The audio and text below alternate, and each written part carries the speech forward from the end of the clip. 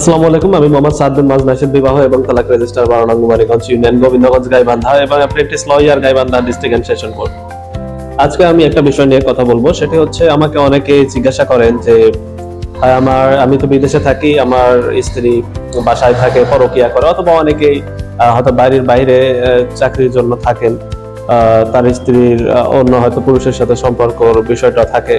তো তখন তারা হয়তো প্রশ্ন করেন যে আমার স্ত্রী অন্যজনের সাথে পরকিয়া করছে বা অন্যজনের সাথে অবৈধ রিলেশনে লিপ্ত আছে, তো এই ক্ষেত্রে আমি আমার ওয়াইফকে তালাক দিতে চাচ্ছি বা আমার স্ত্রীকে আমি আর নিতে চাচ্ছি না। তো আসলে এই ক্ষেত্রে কি যেহেতু সে একটা অপরাধের মধ্যে নিমজ্জিত, এই ধরনের এক প্রমাণও আছে, তো সেই ক্ষেত্রে কি আমি আমার স্ত্রীকে তালাক দিতে পারবো, বা এই তালাক দিলে সেই ক্ষেত্রে কি মহারণা আমাকে দিতেই হবে?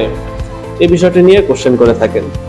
তো আমি তাদেরকে বলবো যে মহারণার যে বিষয়টা নিয়ে আপনারা কোশ্চেন করেন, মহারণার বিষয়টা আপনাদেরকে ক্লিয়ার করি। মহারণা আপনি যখন বিবাহ করছেন, এই বিবাহের সময় যখন আপনি বিবাহ করলেন, বিবাহ করে আপনি যদি আপনার স্ত্রীর কাছে যান, অর্থাৎ তার সাথে যৌন সঙ্গমে লিপ্ত হন, তখনই আপনার উপর মহারণাটুকু ফরজ হয়ে যায়।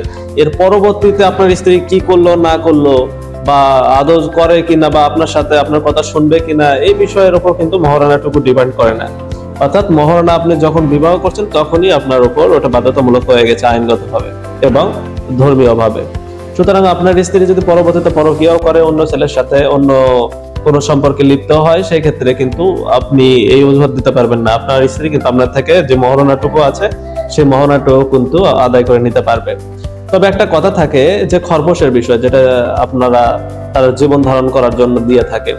এখানে কোর্ট প্র্যাকটিসের একটা বিষয় আছে, যে কোর্ট প্র্যাকটিসে অনেক সময় দেখা যায় যে স্ত্রী যদি স্বামীর বাধ্যগতভাবে চলাফেরা না করে, বা অন্য কোনো কোথাও যদি পরকীয়ায় লিপ্ত হয় বা অন্য ছেলের সাথে সম্পর্কে লিপ্ত হয়, সেক্ষেত্রে কিন্তু অনেক সময় আদালত এই জিনিসটা মার্সি করে, অর্থাৎ যে খরপোশের বিষয়টি রয়েছে সেটা বাধ্যতামূলক করে না, অর্থাৎ এই জায়গা থেকে তাকে খরপোশ দেয়া থেকে বিরত রাখতে সাহায্য করতে পারে।